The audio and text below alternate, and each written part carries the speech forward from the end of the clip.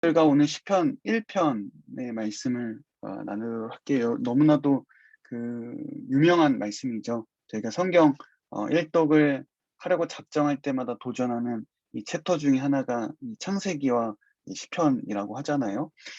그래서 잘한다고 생각하고 쉽게 넘어갈 수 있지만 저도 이번에 다시 한번 시편 1편을 좀 꼼꼼하게 묵상했던 것 같아요. 그래서 그동안 놓쳤던 부분들을 다시 한번 발견하고 또 그런 귀한 또 시간이었는데요. 오늘은 짧은 본문이라서 여러분들과 함께 그만큼 자세히 한번 살펴보고요. 마지막으로 저희가 정리하면서 실제적으로 여러분들에게 좀 도움을 드리고자 하는 또 그런 나눔들 진행하면 좋을 것 같아요. 시편 1편은 사실 시편 150편에서 천 전체의 서론이자 이 도입부라고 할 수가 있어요. 여러분들 그 시편이 150편 있는데요. 그래서 시편 1편이라는 것이 이 시편의 전체 제목이자 이 주제라고도 어떤 사람은 말하고 있어요. 결국 이 시편 전체가 이 말하고자 하는 바가 1편에 다 담겨 있다라는 말이에요. 즉, 이 시편 150편의 서두이고 이 도입부이자 또 이 시편 이 150편의 도입부이자 성경 전체의 주제라고도 할 수 있습니다. 그만큼 이 1편이 중요하다라는 말이겠는데요. 그 1편 중에서도 핵심이 뭐냐? 1절과 2절의 말씀에 나와 있어요. 저희가 먼저 1절의 말씀을 조금 살펴보도록 할게요. 복이 있는 사람은 악한 사람들의 길을 따라가지 않고 죄인들의 길에 서지 않으며 남을 업신여기는 사람들과 자리를 함께하지 않고. 이 복이 있는 사람들, 이 복이 있는 사람을 원문으로 보면요, 첫 단어가 어떻게 시작하냐면 히브리어 알파벳 R로 시작합니다. 이 정확하게는 알렙이라고 하는 히브리어 단어인데요, 이 음가로 A입니다. 그리고 6절의 마지막 단어에 이 망할이라는 단어가 이 구절에 있잖아요. 이것은 히브리어 마지막 알파벳 이 타우라고 하는데요. 이 T입니다. 그러니까 즉 1절의 시작을 히브리 알파벳의 이 시작으로 시작을 했고 또 시편 6절 마지막에 히브리어 마지막 알파벳으로 끝을 낸다라는 말입니다. 그러니까 우리나라 말로 이것을 조금 비유해 보면 우리 자음 기억과 히읗이라고 할 수 있어요. 그러니까 의도적으로 시작을 기억으로 했고 마지막의 끝을 히읗으로 했다라는 의미예요. 영어로 따지면은 A로 단어로 시작하는 단어를 일부러 사용했고 이 Z라는 이것으로 행과 연을 배치했다라는 뜻을 지니고 있어요. 그럼 이것이 무슨 의미가 있느냐라고 생각하실 수도 있겠지만 이 히브리 문학에서 특히나 시편에 있어서는 이 대단히 중요한 이 기법 중에 하나예요. 알파벳의 시작과 끝을 의도적으로 이렇게 알파벳으로 배치해서 이 형식으로 저자의 의도를 드러내는 거죠. 그러니까 오늘날에도 저희가 이 시를 보면 그 문학적인 그 기법들이 다 있잖아요. 뭐 A-B, B-라든가 뭐 수미상관법이라든가 뭐 이런 부분들이 있잖아요. 마찬가지예요. 그럼 첫 번째 1절은요. 이 복되다라는 단어를 긍정의 단어를 사용했고 6절은 망할이라는 부정의 단어를 사용하면서 의인과 악인을 극명하게 대조하고 있어요. 이것이 의도적으로 드러내는 이 알파벳을 배치한 의도의 첫 번째 의미고요. 이 둘째는 인생의 시작과 끝, 즉, 전 인생은 결국 한 가지로 통한다. 즉, 묵상이라는 거예요. 즉, 삶을 살아가는 것, 우리가 인생을 시작해서 끝이 나는 모든 관계에 있어서 때로는 그 되게 복잡해 보이고 실로는 엄청나게 어려워 보이지만 사실은 인생은 가장 간단하고 분명한 일이다. 주님의 말씀을 묵상하는 일이 우리 인생의 시작과 끝이 되어야 한다. 이것을 이 알파벳의 구조라는 형식 속에서 말해주고 있다라는 것이죠. 그럼 우리가 다시 한번 1절의 말씀을 조금 살펴볼게요. 복이 있는 사람은 악한 사람들의 꾀를 따라가지 않고 죄인들의 길에 서지 않고 남을 업신여기는 사람들과 자리를 함께하지 않고, 이 문장이 우리말 번역으로는 잘 보이지 않아요. 근데 원문에 가까운 번역은 복이 있도다라고 선언하고 선포하는 감탄문으로 출발하고 있어요. 그래서 다른 성경에서는 어떻게 번역을 했는가, 제가 한번 찾아보니까 이 공동 번역 성경, 카톨릭 성경, 메시지 성경, 대표적인 이 세 가지를 여러분들에게 보여드리겠는데요. 그 주침부시가 있잖아요. 복되어라, 카톨릭에서 행복하여라, 메시지 성경에선 하나님께서 좋아하실 수밖에 라고 감탄문을 사용하면서 이렇게 설명하고 있습니다. 그러니까 우리말 성경이나 개역개정 성경을 보면요. 이 단지 이것이 복이 있는 사람은 뭐 이러한 사람입니다. 라고 마치 설명문처럼 복 있는 사람을 설명하는 느낌을 받게 되는데, 복을 받으려면 이렇게 해라, 이런 노력을 해라, 이런 조건문으로서 이야기를 하는 것이 아니라 여호와의 율법을 따라가는 사람에 대한 축복 선언이라고 볼 수가 있습니다. 그래서 메시지 성경에서는 이 느낌을 잘 살려서 이 특정 대상인 그대라고 지칭해서 번역했어요. 그러니까 이 시편의 이 메시지 성경의 저자는 이 히브리의 이 의미를 좀 더 살려서 오늘날의 말로 이렇게 바꿨는데, 바로 이 한 명의 특정한 대상, 즉 하나님께서 좋아하시고 묵상하는 그런 사람들에 대한 이 감탄이고 축복으로 이야기를 어, 생각하고 번역을 했다라는 거죠. 즉 시편 1편에서는 의인이 될 것인가 악인이 될 것인가라는 이 두 종류의 사람을 선택하도록 하는 교훈의 목적도 분명히 있지만, 더 중요한 것은요, 주님의 말씀을 묵상하며 그 말씀 속에서 길을 찾고자 부단히도 노력하는 이들을 향한 위로와 또 격려와 이 축복의 메시지라고 할 수 있습니다. 그것이 바로 이 오늘 1절에서 이 한글말로, 우리말로는 이 느낌이 잘 살진 않지만 그 하나님의 말씀을 붙들고 살아가는 사람들에 대한 이 축복과 이 놀라운 이 격려와 위로를 선포하고 선언하면서 이 말씀을 시작하고 있다라는 것이죠. 어, 저희가 1절의 말씀을 조금 더 한번 살펴보면 이 세 종류의 사람이 등장하는 것을 알 수가 있어요. 첫 번째로 악한 사람들이 등장하고, 두 번째로 어떤 사람들이 등장해요? 죄인들이라고 나오죠. 그리고 세 번째로는 어떤 사람들이에요? 남을 업신여기는 사람들이라고 하죠. 즉 악한 사람들은, 복 있는 사람들은 악한 사람들의 꾀를 따라가지 않고 이 죄인들의 길에 서지 않고 남을 업신여기는 사람들과 자리를 함께하지 않는다라고 이야기를 하고 있어요. 이 표시를 보시면 아시겠지만 점점 죄의 모습이 심화되고 구체화되는 모습을 이렇게 도식화로 보여주고 있어요. 표를 보시면 악한 사람들보다 죄인들, 죄인들보다 남을 업신여기는 사람들로 분명해지고 구체화되어지는 악을 범하고 있는데, 남을 업신여기는 사람은 이 조롱하는 사람을 말하고 있어요. 즉, 이 남을 조롱하는 사람들이란 어떤 사람들이냐? 진리를 따르고 이 말씀을 지키는 자를 조롱하는 이들을 뜻한다고 볼 수 있습니다. 그리고 죄의 행동도 좀 더 구체화되고 있는 것을 알 수 있는데요. 첫 번째로 악한 사람들을 따라간다라는 것은 움직이는 상태를 어느 정도 나타내면서 이 되돌이킬 수 있는 약간의 가능성을 내포하고 있어요.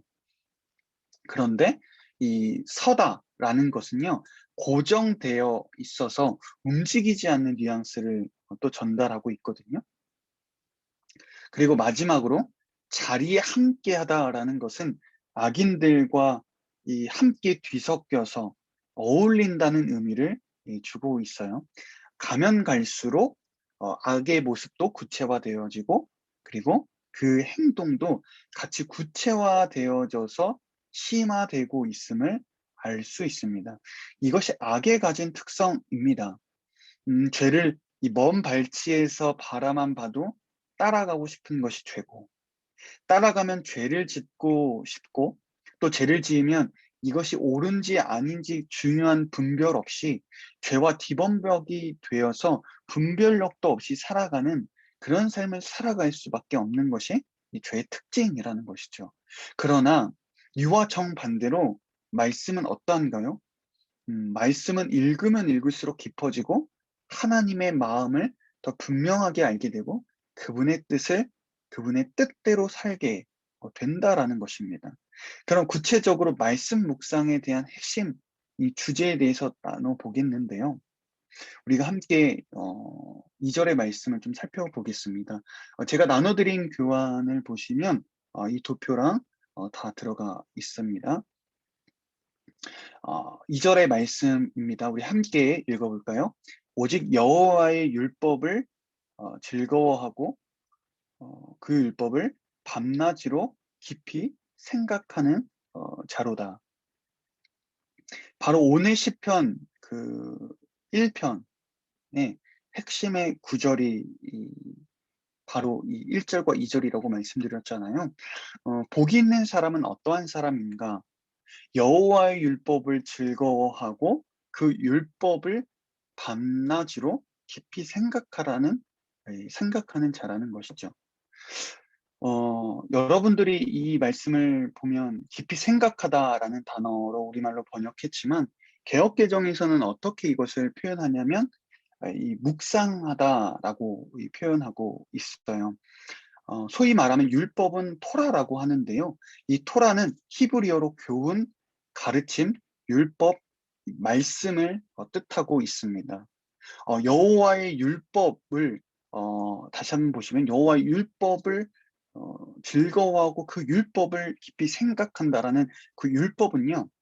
계명과 규례, 교훈, 말씀 등 인간에게 주신 모든 하나님의 가르침을 뜻하고 있습니다. 오늘날로 말하면 성경이 대표적인 이 성경이 대표적인 거겠지만 그것을 넘어서는 하나님의 가르침을 뜻하기도 합니다. 여기서 깊이 생각하다라고 2절에선 표현하고 있는데 이게 히브리어로 뭐냐면 하가라는 뜻입니다. 본래 의미는요. 읊조리다, 중얼거리다라는 의미를 가지고 있어요. 이 계속해서 읊조리고 중얼거리다. 그러니까 우리가 생각하는 묵상이라는 것은 마치 조용하게 우리가 뭐 생각에 잡혀서 명상에 빠지는 것이라고 생각할 수 있지만 히브리 사람들에게 있어서 이 묵상이라는 것은 끊임없이 듣고 말하고 암송하고 이 구전을 했기 때문에 이 중얼거린다라는 의미가 기본적인 의미가 있습니다. 그래서 오늘날로 우리 표현대로라면 그런 음식들 있잖아요. 우리가 어떤 육질의 이 좋은 이 육질의 고기를 먹거나 이 향이 좋은 커피를 마시거나 차를 마실 때 우리가 눈을 감고 그 맛을 입안에서 계속해서 곱씹으면서 음미하면서 그 맛을 느끼는 때가 있잖아요. 그래서 이 단어의 본래 뜻은 이 읊조리다라는 뜻이지만 다양한 의미로 번역될 수 있는 거예요. 그러니 계속해서 그 말씀을 곱씹고 읊조리면서 이것을 음미하는 것과 같다라는 것이죠. 그래서 이 다른 성경의 번역에서는 이렇게 소개하고 있어요. 오늘 이 다른 성경에 대한 번역을 좀 많이 보여드릴게요. 좀 더 비교하기 쉽게. 우리말로는 깊이 생각한다라고 이야기를 했고, 개역개정에서는 묵상한다. 공동 번역 성경에서는 법을 끊임없이 되새긴다. 그리고 메시지 성경에서는 곱씹는다라고 표현하고 있죠. 기본 의미는 읊조리다의 뜻에서 다 나온 말이에요. 물론 이것이 세밀하게는 차이가 있을 수는 있겠지만 깊이 생각하고 묵상하고 되새기고 곱씹는 그런 의미를 담고 있다라는 거죠. 파생된다라는 건데요.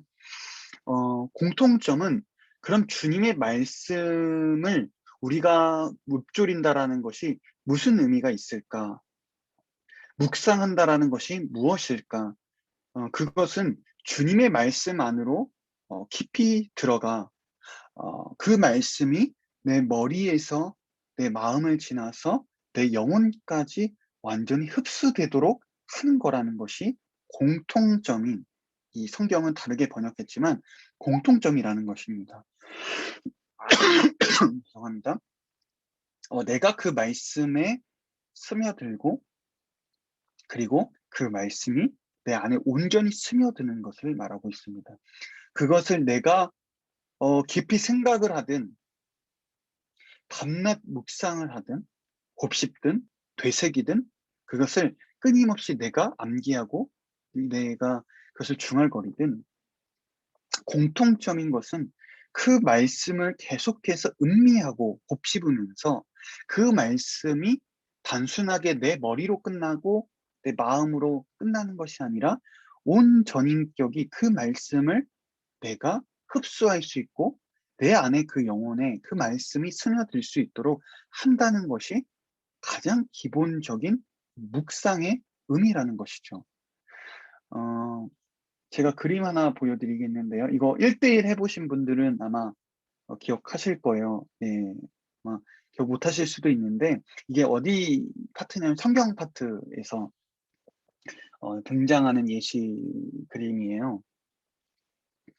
이 성경을 배우고 삶에 적용하는 방법을 소개하는 챕터인데 보시면 그 손가락 그 새끼손가락 보시면 듣기, 그다음에 단계가 읽기, 그다음 연구, 그다음 암송, 마지막으로 묵상이에요.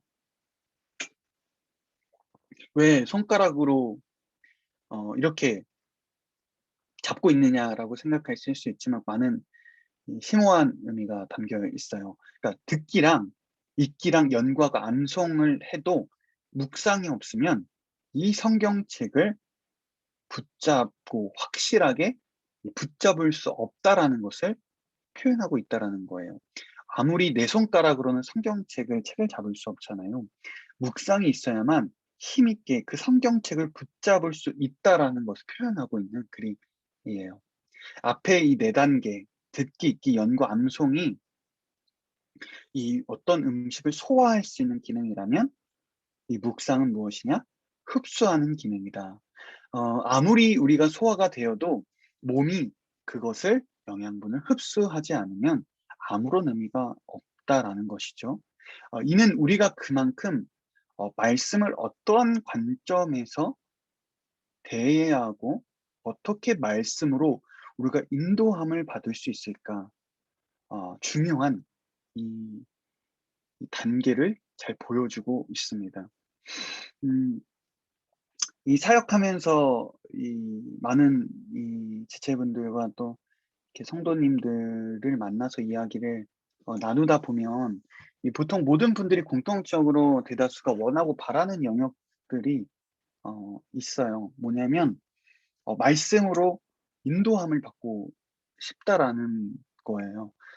말씀 속에서 깨달음을 얻고 길을 찾고 하나님의 음성 듣기를 이 모두가 이 말씀 안에서 찾기를 원한다라는 것이죠.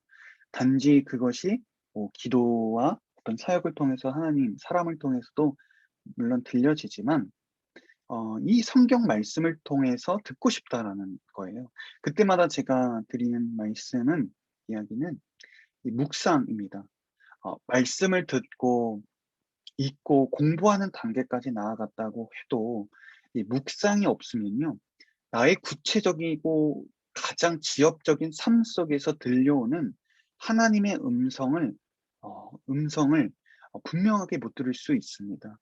이 묵상이라는 것은 지식으로 끝나는 게 아니라 실제적인 나의 삶 속에서 하나님의 말씀을 적용하고 그 실제 삶 속에서 어떻게 하나님께서 일하시는지를 볼 수 있고 음성을 깨달을 수 있는 것이 묵상이라는 것입니다.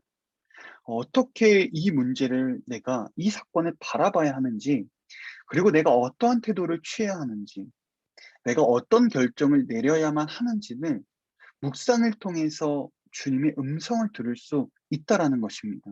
물론 하나님께서는 다양한 방식으로 우리들에게 음성을 들려주시고 깨닫게 하시고 안내하시지만 가장 중요한 그리고 우리 삶의 실제적인 삶의 문제 속에서 어떻게 하나님께서 우리들에게 인도하기를 원하시는가? 바로 이 묵상을 통해서 하나님은 우리를 인도하기를 원하신다라는 것입니다. 어 제가 그 하영조 목사님의 일학 가운데 들었던 것 중에 하나, 기억에 남는 이 부분이 하나가 있는데요. 이 하영조 목사님이 극동 방송에 출연하신 적이 있어요. 이 극동 방송에 출연하신 적이 있는데 사회자가 이렇게 물어보는 거죠. 목사님, 하 목사님은 어떻게 이 설교를 이렇게 잘 준비하시고 또 어떻게 체계적으로 이렇게 잘 설교를 하십니까? 준비하십니까? 이렇게 사회자가 질문을 했는데 당시로서 되게 파격적인 대답을 하셨어요. 뭐라고 하셨냐면 "따로 나는 설교를 준비하지 않는다. 따로 설교문이 없다. 따로 설교를 제대로 준비하지 않는다." 이렇게 이야기를 하신 거예요. 그러면서 덧붙이시기를 "길을 걷다가 하나님 묵상하고 또 사람을 만날 때도 하나님 묵상하고 안지나 서나 병원에서 치료받을 때도 말씀을 묵상하고 24 시간 하나님만 묵상한 그 내용, 하나님만 묵상한 그것들을 그냥 정리해서 그냥 강단에 올라가서 설교합니다." 이렇게 답변하셨어요.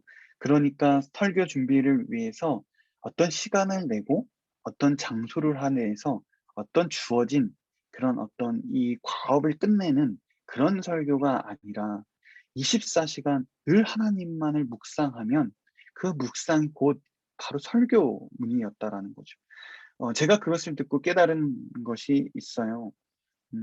이 묵상이라는 것이 우리들의 나의 성공과 이 승리를 보장한다고 단정할 수는 없지만, 그러나 하지만 모든 영적인 거장들 그리고 삶에서 진정으로 승리하는 이 사람들의 그 삶을 볼 때 이들은 모두 묵상의 사람이었다라는 점이죠.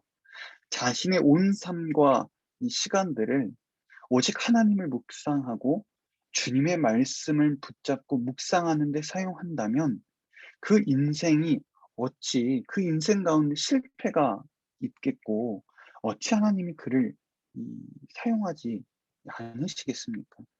그 하나님의 말씀을 묵상하는 사람은 하나님이 반드시 실패하지 않고 사용하신다입니다. 오늘 말씀 가운데서 제가 주목한 점이 하나가 있는데요. 이 복이 있는 사람, 즉 이 의인이라고 할 수 있겠죠. 의인과 악인의 차이를 무엇이라고 할까요? 일반적으로 우리가 생각하는 의인이 뭐냐면 이 믿음, 신실성 등과 관련이 있고, 이 악인, 죄인은 이 범죄를 저지르거나 이 믿음이 없는 사람들을 우리가 생각을 하죠. 물론 맞는 말이에요. 그런데 오늘 본문을 우리가 좀 더 깊이, 좀 더 우리가 이 말씀을 묵상하다 보면은 이 오늘 본문에서 말하는 의인이란 어떤 사람인가? 여호와의 율법을 즐거워하고 밤낮 묵상하는 사람이라고 말하고 있고, 악인은 말씀을 묵상하지 않는 이 사람이라는 것입니다. 이것이 어 성경 오늘 본문에서 말하고자 하는 의인과 악인인데요. 세상에서 말하는 악인은 어떤 사람이냐면 남에게 피해를 주고 범법 행위를 하는 사람을 말하지만, 시편은 주님의 말씀을 업신여기고 즐거워하지 않고 묵상하지 않는 자가 악인이라고 분명하게 말하고 있습니다. 만일 이러한 기준으로 우리가 다시 한번 교회 안으로 들어와서 우리가 질문을 우리가 하겠습니다. 그렇다면 우리는, 여러분들은 과연 의인일까? 아니면 악인일까요? 물론 구원론적으로 우리가 예수 그리스도를 통해서 십자가의 은혜로 이 칭의를 받았기 때문에 우리는 의인이지요. 그러나 시편의 말씀을 통해서 볼 때 우리가 깊이 돌아보아야 하는 부분이 무엇이냐면, 우리가 말씀을 즐거워하고 있는가? 우리가 말씀을 밤낮 묵상하고 하나님을 생각하고 그분의 말씀을 묵상하며 살아가고 있는가 하는 것입니다. 우리가 신학 교육을 저를 포함해서 신학 교육을 받았다고 해서, 우리가 신앙생활을 오래 했다고 해서, 우리가 성경 공부를 한다고 해서 우리가 그것만으로 의인이라고 말할 수 없다라는 것입니다. 주님의 말씀을 정말로 즐거워할 수 있어야 하고, 그것이 그 말씀을 우리가 묵상하면서 진짜 이 말씀의 묵상을 통해서 오는 그 기쁨과 그 즐거움이 우리들에게 있어야만 한다라는 거예요. 이것을 통해서 우리는 진정으로 의인이라고 불려질 수 있다라는 것입니다. 그래서 우리가 기존에 그런 의인과 악인이라는 그런 개념이 아니라, 오늘 말씀을 통해서 이 시편 저자가 말하는 진짜 우리들에게 "당신은 의인입니까? 아니면 당신은 악인입니까?" 라는 질문 앞에서 우리는 그분의 말씀을 묵상하고 그분의 묵상 가운데 우리가 진정으로 나아가고 있는가를 돌아볼 수 있어야 하겠습니다. 우리가 계속해서 3 절의 말씀을 통해서 더 살펴보겠습니다. "그는 시냇가에 심은 나무가 계절에 따라 열매를 맺고 그 잎이 시들지 않는 것처럼 하는 일마다 모두 잘 되리라." 이 복이 있는 사람, 즉 말씀을 묵상하는 사람을 어떤 것으로 비유하고 있어요? 시냇가에 심은 나무로 비유하고 있잖아요. 일반적으로 팔레스타인 지역은 이 우기와 건기가 뚜렷하게 구분되어 있다고 합니다. 그 우기 때가 되면은 비가 몰아서 오기 때문에 보통 간헐적인 천이 흐르는 이 와디가 대부분이에요. 근데 3 절에서 어떤 곳이라고 말하냐면 시냇가라고 말하고 있잖아요.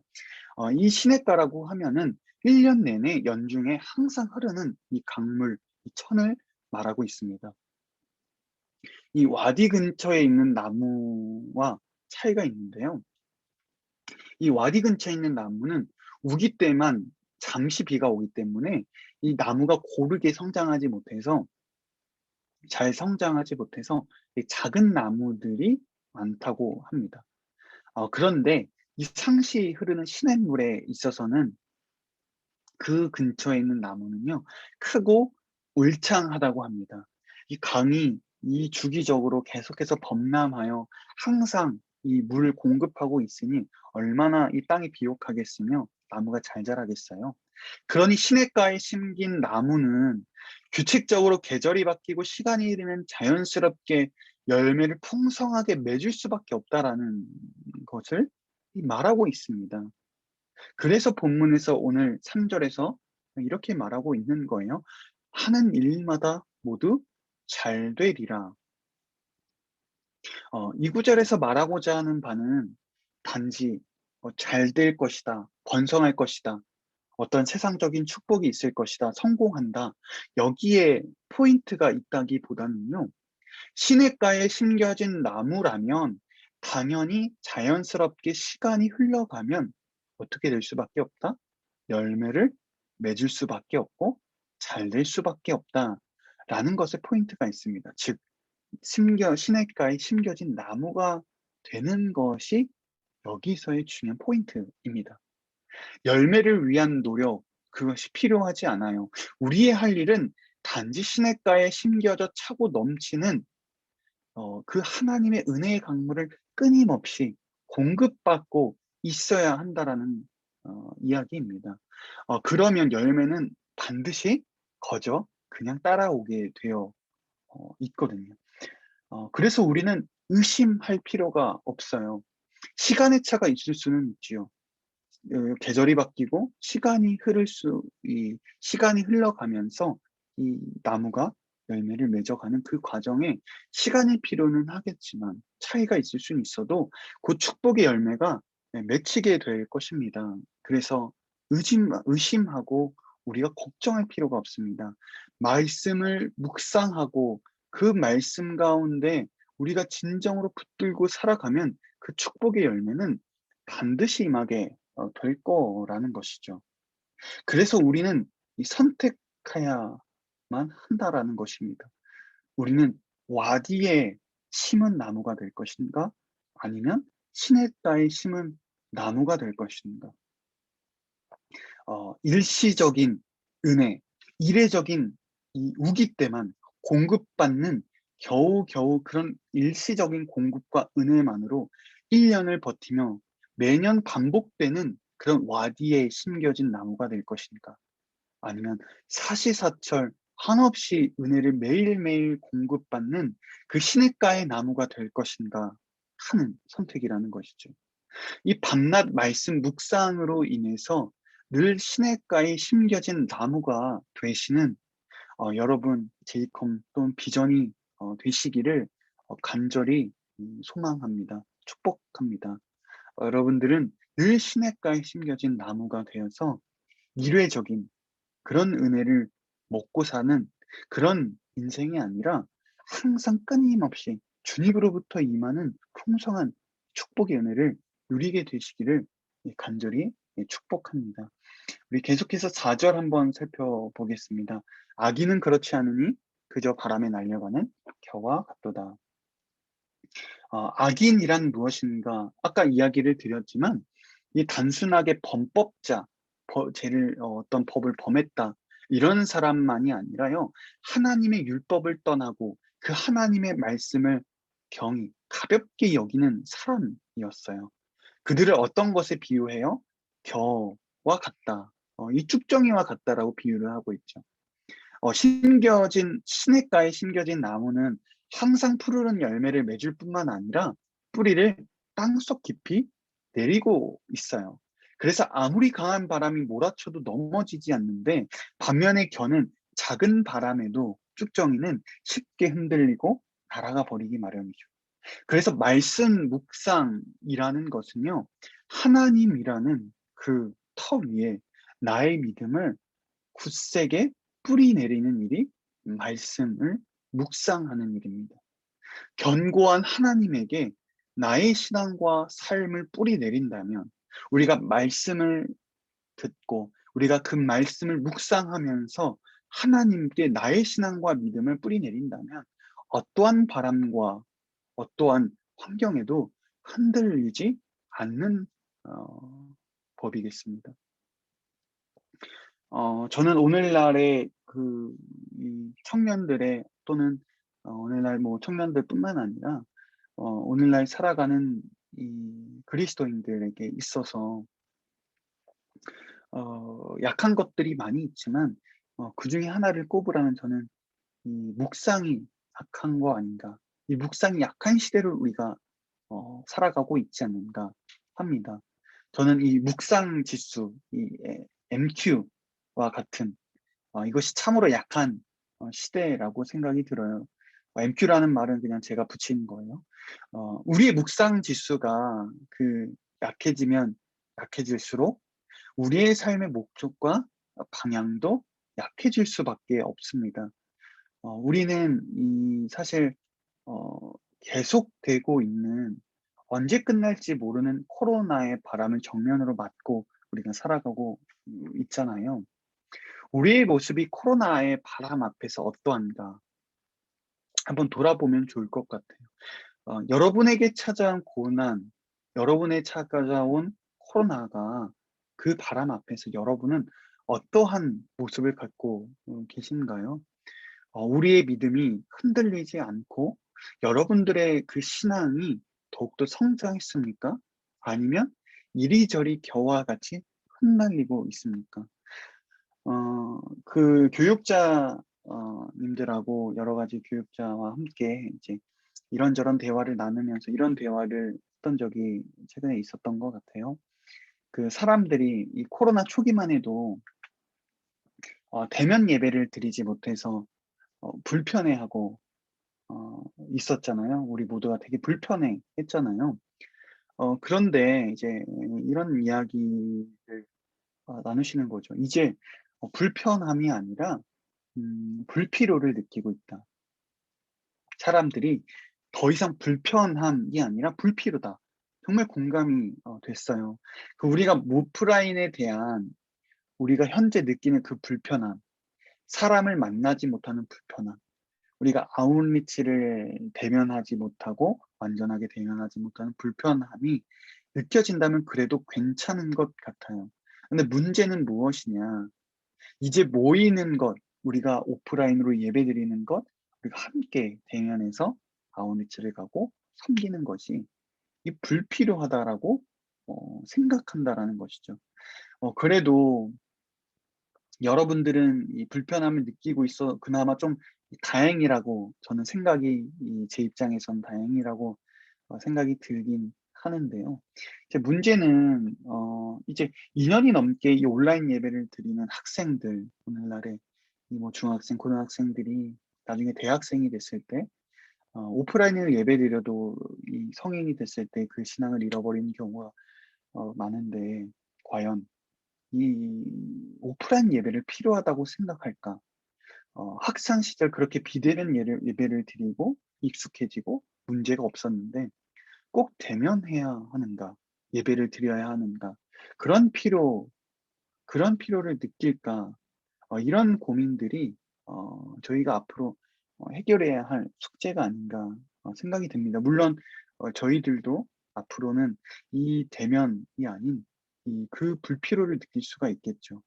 우리 모두가 앞으로 이 해결해야 될, 또는 우리가 주 앞에서 묻고 끊임없이 해야 될 이 숙제와 같습니다. 다시 질문으로 돌아와서 저희가 이 코로나 시기에 하나님과의 관계가 더 깊어지고 우리의 그 믿음이 더 성장했을까? 만일 그렇지 않다면 우리는 모이는 것에는 잘 훈련이 되어 있을진 몰라도 이 묵상에는 잘 훈련이 되어 있지 않았기 때문일 수 있습니다. 하나님의 말씀을 묵상한다라는 것은요, 어떠한 상황과 환경에서도 날이 갈수록 깊어지기 마련입니다. 오히려 코로나가 더 하나님만을 바라보고 개인적인 시간을 통해 주님과 더 가까워져야만 하는 것이죠.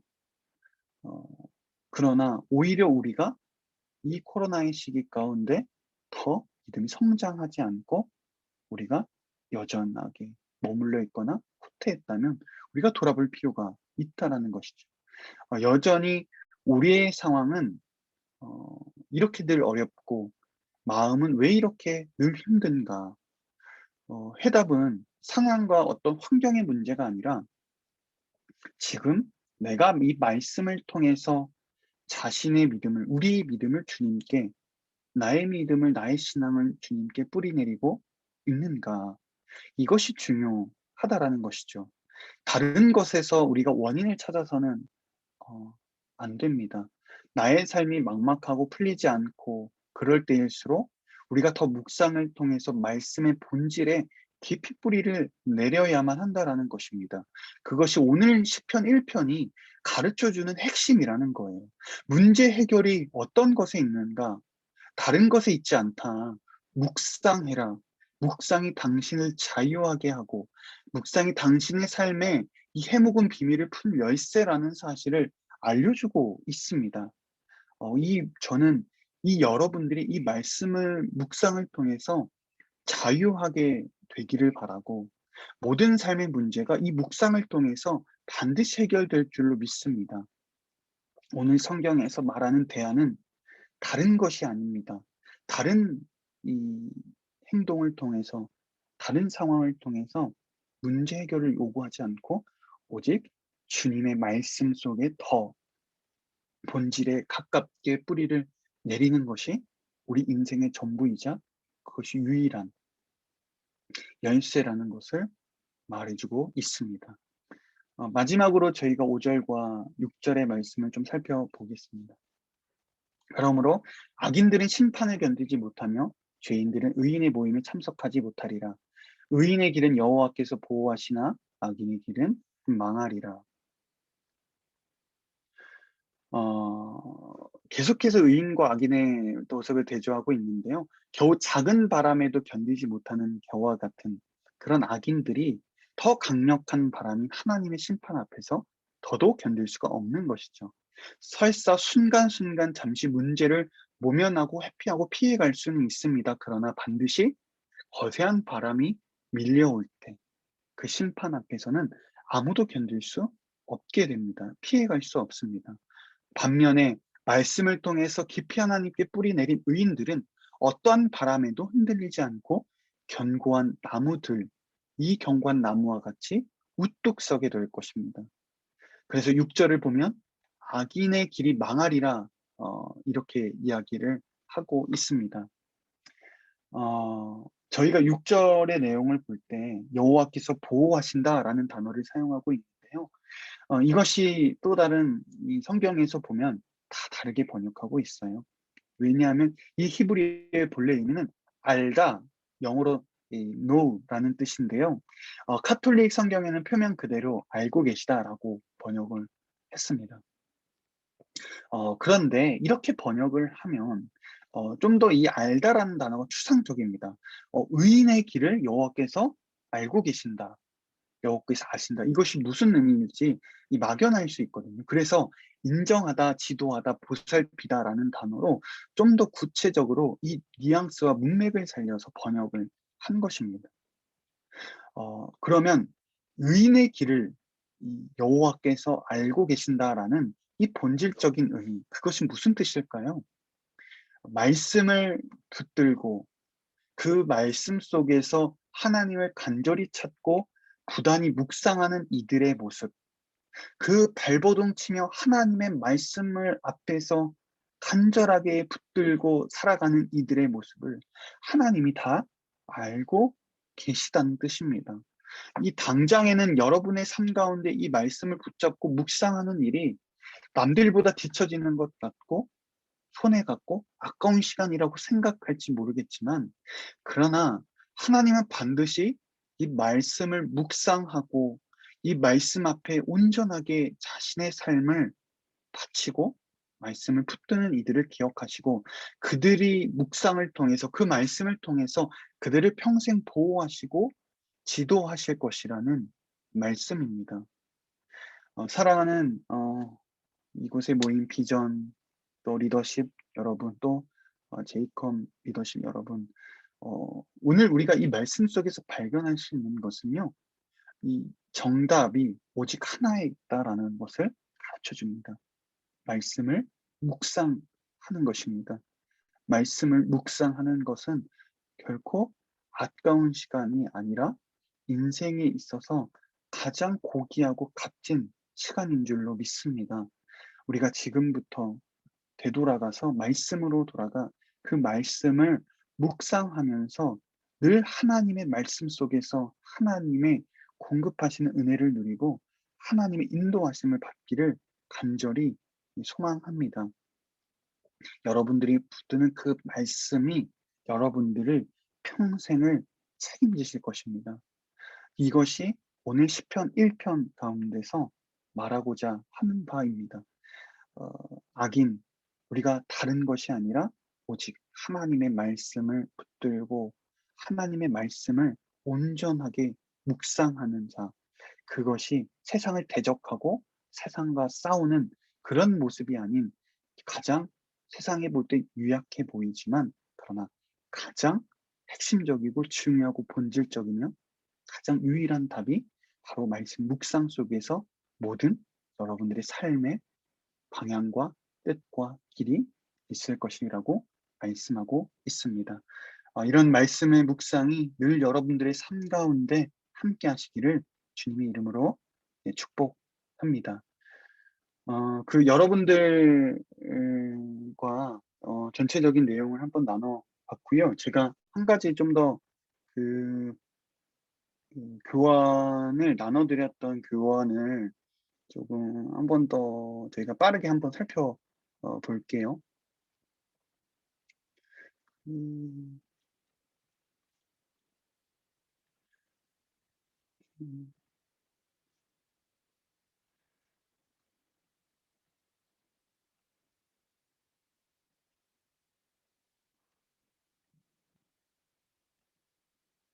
잘 음, 보이시나요? 그 제가 여러분들에게 그 교환 나눠드렸잖아요.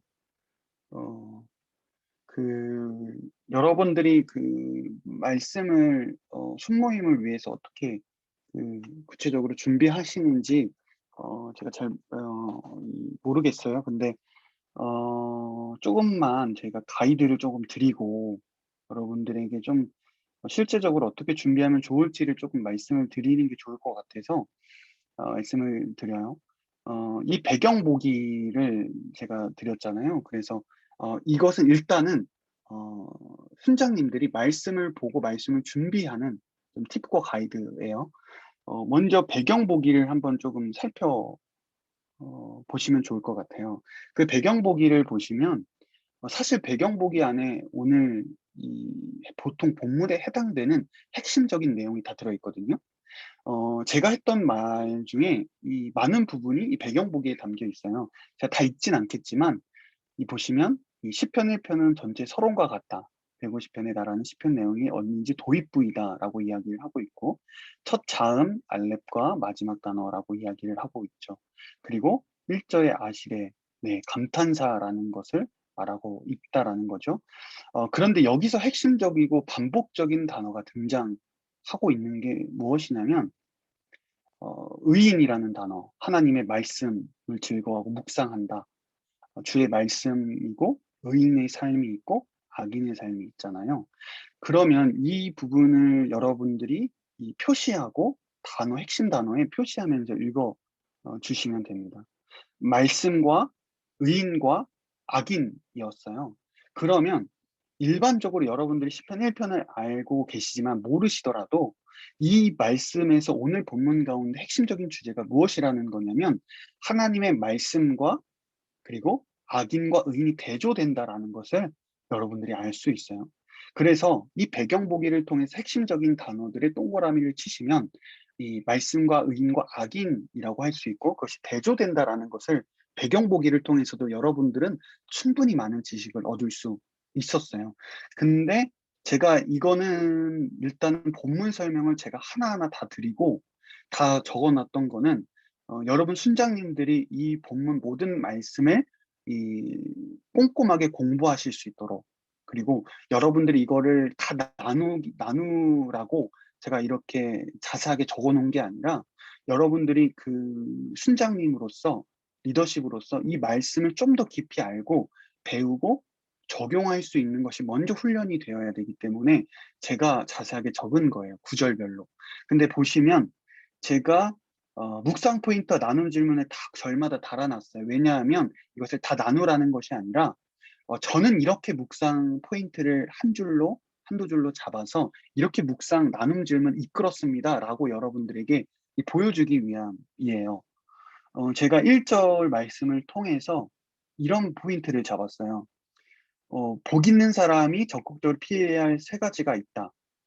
제가 아까 나눴던 1 절에 나왔던 세 개를 이야기 드렸죠. "죄의 시작은 작지만 심각해지게 된다." 복 있는 사람 잠시라도 악한 생각을 고치고 작은 행동도 해서는 안 된다라는 것을 저는 1 절을 통해서 많은 내용이 있겠지만 저는 이렇게 뽑아 봤다라는 거예요. 그럼 나눈 질문은 묵상 포인트에서 그냥 바로 이 꼼꼼하게 묵상이 되고 내용을 숙지하면 사실 나눔 질문은 어렵지가 않아요. 그래서 "작은 죄의 선택이 시간이 지나면서 경험이 있습니까? 내가 가장 약한 부분과 피해야 할 죄가 무엇입니까?" 라고 저는 이렇게 나눈 질문을 이끌었어요. 네. 여러분들도 충분히 하실 수 있는 내용이라고 생각이 들어요. 그리고 제가 2 절에서도 이야기를 꼼꼼하게 드리고 있고요. 어 보시면 이 배경 보기를 한번 읽어 보시고 그리고 본문을 한번 읽어 보시면 사실 배경 보기에서 나왔던 내용의 반복이라고 할 수 있거든요. 그래서 1 절에서 당연히 악한 사람들이 나오고 죄인들이 나오고 남을 업신 여기는 사람들이 나오죠. 결국에 한마디로 악인이라는 거잖아요. 그리고 복 있는 사람은 의인이라는 거고. 그렇게 1 절의 말씀이 진행되고 당연히 2 절도 의인은 어떤 사람인가에 대해서 이야기가 나오고 있죠. 네. 그래서 2 절에선 제가 어떻게 묵상 포인트를 한 줄로 정리를 했냐면 "여호와의 율법을 즐거워하고 그 율법을 밤낮으로 깊이 생각하는 자가 의인이다." 의인과 악인의 구분은 성경 말씀을 읽고 묵상하는 자와 그렇지 않은 자로 나뉜다라고 저는 포인트를 잡았어요. 그래서 나는 주님의 묵상을 항상 묵상하고 있는지 오히려 말씀이 더 멀리 있지 않은지 나눠 보라고 저는 나눔 질문을 잡아 봤어요. 여기서 중요한 포인트가 있어요. 이거는 어 저뿐만 아니라 여러분들 모두가 할 수 있는데, 으 일반적으로 우리가 정의하는 성경에 많은 내용이 있지만, 저는 의인과 악인의 차이가 무엇일까에 대한 일반적인 지식적인 차원으로서 접근한 게 아니라, 오늘 말씀에서 무엇을 꼼꼼하게 읽어봤을 때, 그럼 성경에서 시편에서 말하고자 하는 의인과 악인은 무엇인가에 대한 질문을 던졌고, 오늘 본문을 보니까 이 의인이라는 것이 다른 게 아니라는 거예요. 우리는 의인을 믿음과 신실성이라고 생각을 많이 하지만, 그러나 오늘 본문을 보니까 의인은 말씀을 묵상하는 자라고 정리할 수 있다라는 거예요. 그럼 반대로 악인도 범죄를 저지르는 그런 외부적인 그런 악인이 아니라, 언제나 우리들도 말씀을 묵상하지 않으면 악인이 될 수 있구나라는 묵상을 제가 한 거예요. 그래서 여러분들이 말씀을 꼼꼼하게 읽으시면 이 말씀 안에 담긴 더 깊은 의미들을 계속해서 찾으실 수 있거든요. 3절에 보시면 전 이렇게 잡았어요. 말씀을 묵상하는 사람은 신학가에 심겨진 나무와 같다. 주님의 말씀을 묵상하는 인생은 열매가 자연스럽게 맺어진다. 그래서 말씀을 읽어도 낙담한 적이 있는지, 말씀을 묵상할 때 삶의 열매가 자연스럽게 맺어진다는 사실을 믿으시는지 나눠보라, 이렇게 썼어요. 가장 제가 좋아하는 것 중에 하나는 어, 이 1대1 대응시키는 것이 생각보다 되게 강력하게 남는다.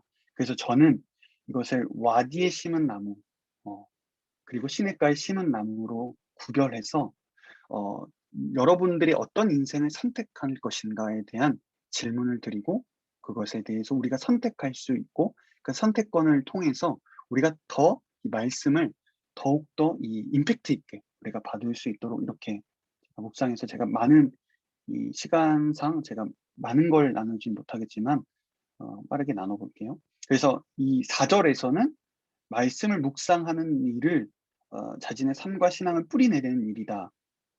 삶에서 멀리 떠난 악인들은 바람에도 흔들린다. 흔들리지 않을 말씀을 붙잡아야 된다. 겨와 같은 인생이 아닌 시냇가에 심겨진 나무와 같은 인생이 되어야 한다라고 묵상을 했죠.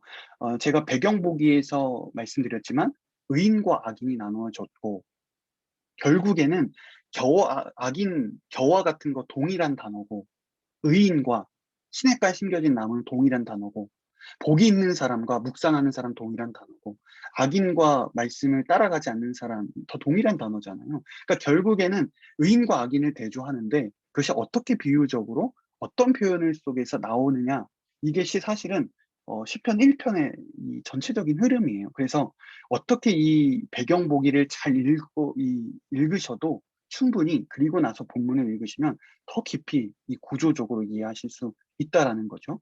근데 저는 이 묵상 포인트를 잡았던 이유는 이 바람에 날려간다라는 포인트에서, 아, 악인이 왜 바람에 날려가는 겨와 같은가?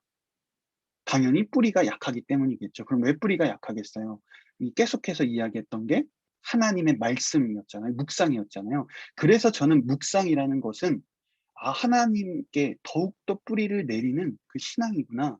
그럼 악인들은 어떤 사람인가? 단순히 법을 어기는 그런 사람이 아니라 하나님의 말씀에 깊이 뿌리 내리지 못하는 사람이 겨와 같고 바람에 날려가는구나 라는 것이죠. 그러면 이것을 어떻게 우리의 삶에 적용할까? 어, 이 작은 바람에도 흔들리는, 이 상황 가운데 흔들리는, 코로나 가운데, 작은 삶의 문제 가운데, 고난 가운데 우리들의 인생이 흔들리는 그런 사람은 어떤 거와 같나? 겨와 같다라는 거죠. 그러니 우리가 어떻게 바람에도 흔들리지 않는 뿌리를 깊이 내릴 수 있는가? 나의 삶 속에서 어떻게 하면 고난을 이겨낼 수 있는가? 당연히 말씀 묵상 속에서 더 깊이 내릴 때 하나님께서 우리를 더 굳게 하신다는 거고, 고난이 우리를 흔들지 못하겠다라는 그런 묵상이 이 나오게 된 거예요. 그리고 5 절부터 6 절은 이렇게 됐어요. 악인들은 심판을 견디지 못해 무너지고 망하지만 의인들은 하나님의 축복을 누리고 하나님의 인도하심과 보호하심을 경험하게 된다. 하나님의 말씀을 듣고 묵상하는 이들을 내버려 두지 않고 반드시 그들의 삶을 축복하시고 인도하신다. 결국엔 악인들은 망하게 되고 잠시 잠깐 모면할 수는 있지만 그러나 결론적으로 실패할 수밖에 없는 인생이다 말씀에 뿌리를 내리지 않으면. 그러나 우리가 말씀을 묵상하고 그 말씀을 묵상하는 것이 힘들고 고되고 어려운 일 같지만 하나님께서는 그 의인에게 말씀을 묵상하는 사람, 시냇가에 심겨진 나무, 복이 있는 사람, 바로 이러한 사람들을 하나님께서는 보호하시고 알고 계시고 지켜주셔서 반드시 말씀 묵상이 승리로 열매로 맺어질 수밖에 없다는 것을 이 포인트로 제가 묵상하고 잡은 거예요. 그래서 나눈 질문을 이렇게 잡아 봤어요.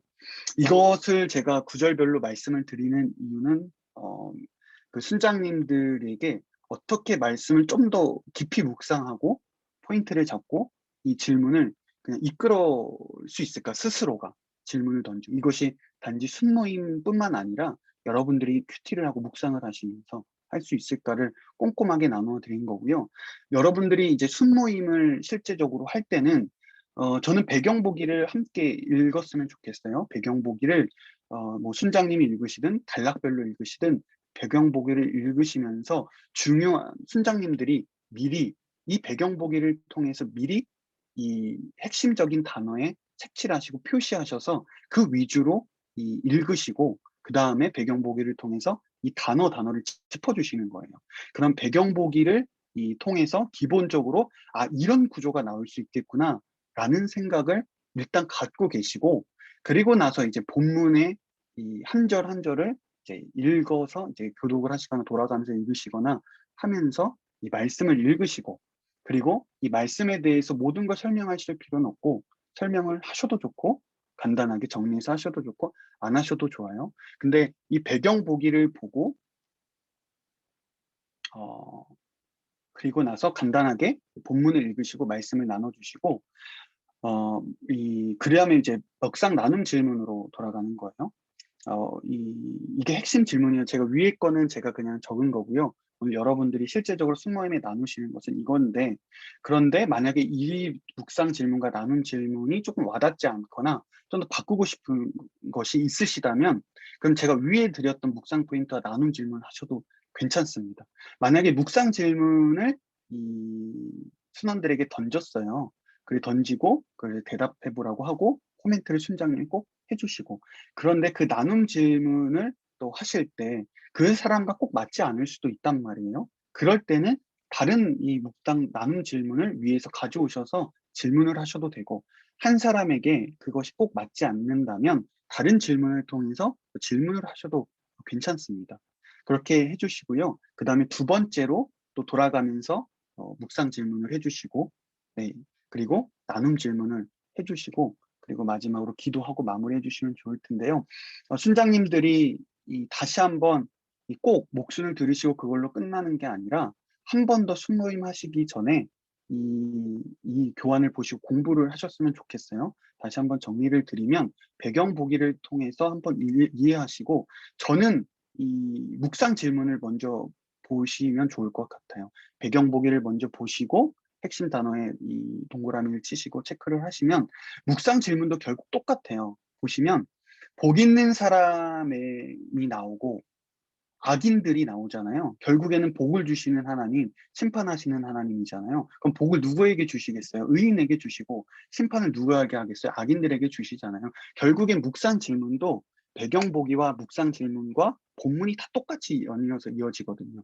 만약에 이 묵상 질문을 통해서 이제 배경 보기를 보시고 묵상 질문을 이해하시고 그리고 본문으로 다시 가셔서 하나하나 이제 그 틀을 가지고 본문을 해석해서 읽어 가시면은 훨씬 더 이 말씀을 입체적으로 더 깊이 묵상을 하면서 다가오실 거예요.